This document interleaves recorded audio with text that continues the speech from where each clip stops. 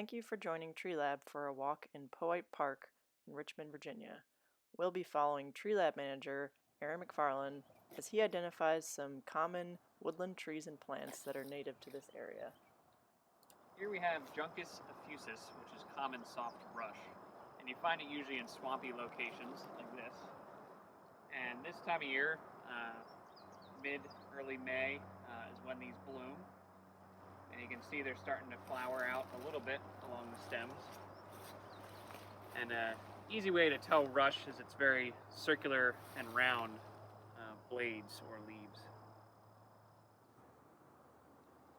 So in swamp areas like this, you can see there's some river birch trees, sycamores coming up, and in the summer there'll be a lot of hibiscus coming up as well, native hibiscus that blooms red.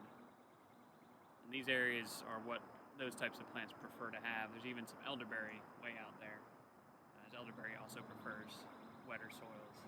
And along some of the margins, there's some willow trees as well. Here we have Arrowood viburnum, Viburnum dentatum, a native shrub. And you can see here, this one's flowering. And these flowers attract a lot of insects, and then it'll form berries and fruits afterward that the birds love to eat.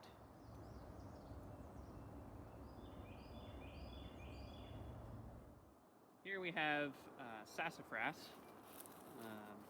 A really neat defining feature on this tree is that I can have, on the branch, 3 different leaf shapes on it. You can have one that's kind of like turkey foot or bird foot with the 3 lobes.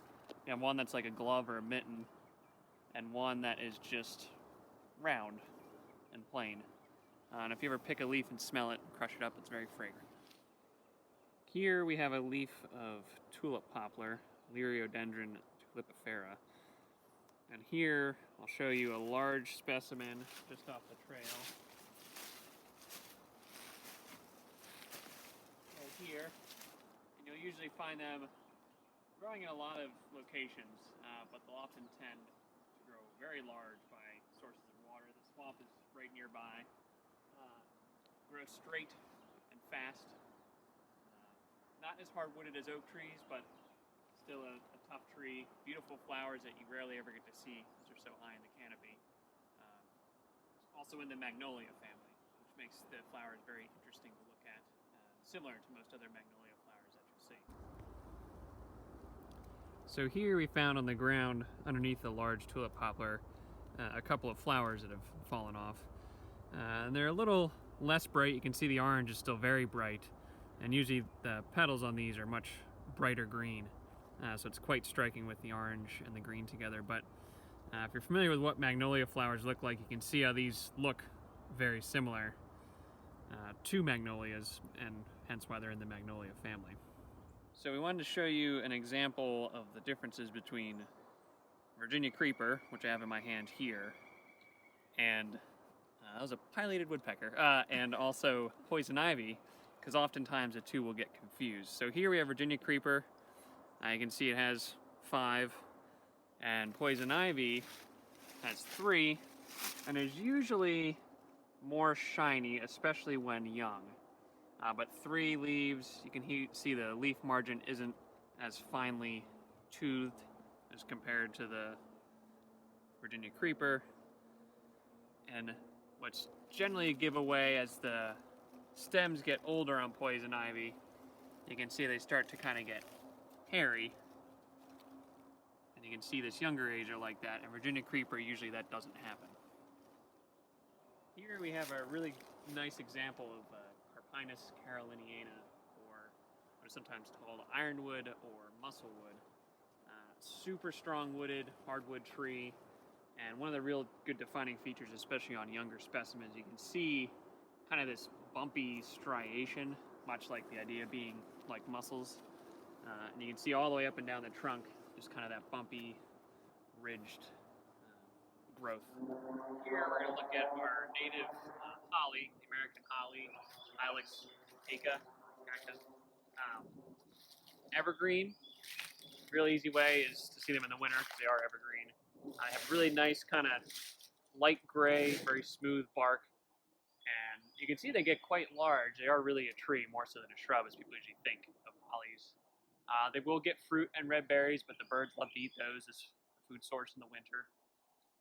But an easy one to spot, prickly, so not fun to touch, but a nice plant to see in the forest.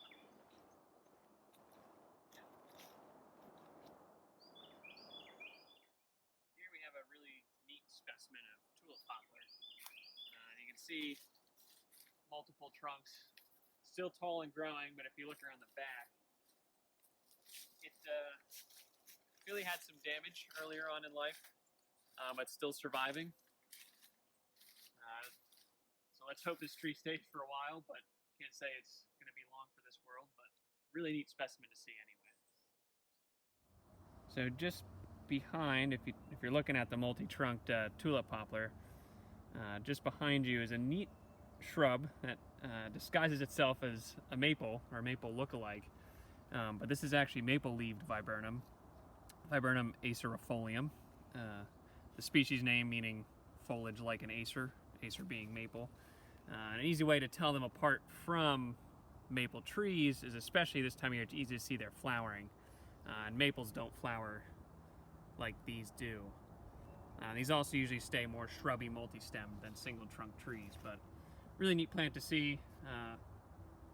Also right next to it's another Arrowood viburnum, which we looked at earlier. But to see these side by side, it's interesting to think they're the same genus, but completely different looking. Here's a really neat find, one you won't see too often. It's a small persimmon tree, usually found in forests like this, a little drier, next to a large oak tree, so probably slightly more acidic soils, but these, as they get older, have a really distinct corky bark that makes them easy to spot when they're old, but when they're young, they kind of blend in, look a lot like spice bush or just a small shrub coming up. But they'll get a really delicious edible fruit that you can eat in the fall once it's fallen from the tree. But for now, here's a little one, which must means there must be a bigger one somewhere around here. Just haven't seen it yet.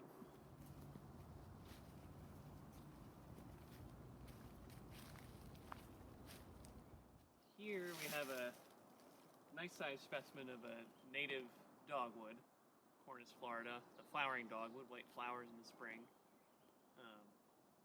Nice sized tree. You can see the canopy, or the top of this really flattens out, umbrellas out when it gets a spot in the sunlight. And as they get older, they do have a pretty distinctive bark, kind of scaly. I don't want to call it quite like alligator skin, but it just has a certain texture, gray color to it that's quite distinctive. And right by the base of this tree is a nice little patch of actually Lowbush blueberry plants, which will produce very small blueberries, but extremely tasty, very sweet blueberries. There's some here often found, again, in forests like this that are acidic, more well-draining. We're on the slope here, so they prefer environments like that, as well as the Highbush blueberry. So here we have a large white oak, Quercus alba. And you can see, I think that makes it easier to spot, especially when it's so mature. It's hard to see the leaves up there without a set of binoculars. They have a really distinctive bark as you get further up the tree that kind of shaggy, kind of peeling, flakes off. That's an easy indicator, or at least get you one step closer that, hey, this is probably a white oak tree.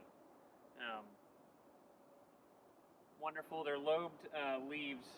The lobes are rounded versus most oaks, which are sharper, pointy looking. It's also another easy indicator if they're closer for you to look at. On this tree also, we're going to hit upon poison ivy again, which is here. And I know nobody likes to touch it, but they still can be pretty. And it even has some, they flower and they produce berries that birds eat and spread them everywhere. But you can see it's climbing up the tree here.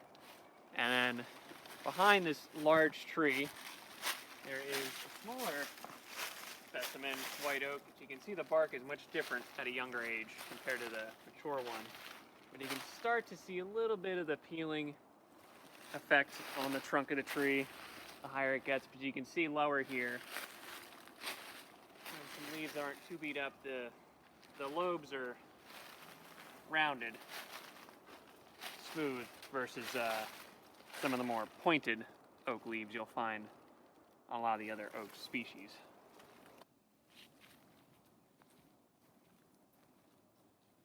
So here we've got Sweetgum, which some people call gumball trees because of the fruits they drop in the fall, but it's got a leaf that looks a lot like a maple tree also.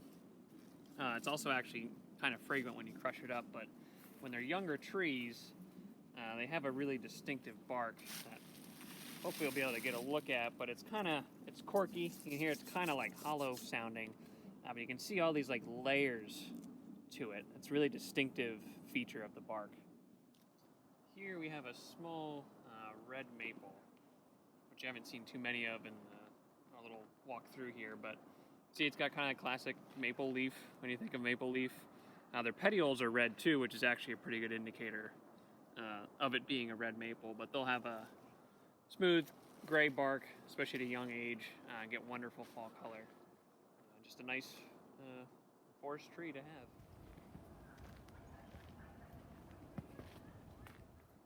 Here we have a Highbush blueberry with some blueberries on it, as you can see here. It's actually pretty well loaded. There's also a grapevine mixed in here, so don't confuse that. But you can see, compared to the Lowbush, the Highbush blueberry is obviously taller. And in natural settings like this can be taller than me, 6 foot plus. This is usually the species of blueberry that is grown in your home garden, but they select the cultivars for. They bred off of the Highbush. Makes it easier for picking, usually bigger fruit as well compared to the Lowbush. Right here, spotted along the trail just past the Highbush blueberry, we have some galls on an oak tree, but very unique ones that are fuzzy. Generally, galls are caused by insects, and they basically feed on the branch or cause a wound in the branch. Will inject some chemicals or something that changes the DNA and the way the tree reacts. The tree will grow this on it in a reaction to what the bug has injected or deposited. And usually the insect then has eggs laid inside of, under all this fluffy stuff. There's a little hard thing in there. I'm not going to rip it apart to show you. But usually the insects lay eggs in there. It's a safe place for them to hatch. They'll feed inside of there and they'll come out. But galls generally don't do a ton of damage to trees besides just aesthetically. But if you ask me, that's pretty cool looking. Got spotting those.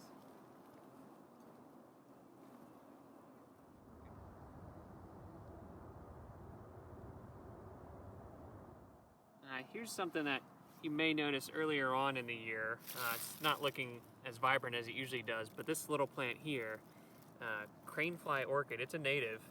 It doesn't flower super frequently, and these leaves don't have some of the really defining features like super kind of pockmarked, puckered. It has a little bit on here, but the thing that really makes these stick out is that deep, I don't even know what to call that, purpley crimson red underside of the leaf. Beautiful color.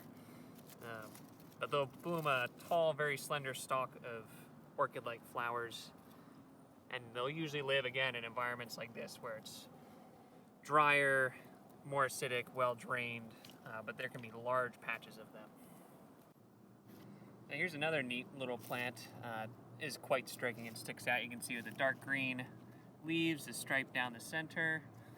They're just about ready to flower. This one's called a striped wintergreen or spotted wintergreen. It'll get little red fruits on it too, but you'll find this oftentimes on forest floors also, covering larger areas. So here, you don't see this one too often, or at least I haven't seen it that often, but it's a type of penstemon, and from the best I could tell for IDing it, someone called Eastern beardtongue or pale beardtongue, Penstemon pallidus. You can see it flowers this time of year, beautiful flowers on a stalk. This one's kind of a little blown over, usually it's upright, but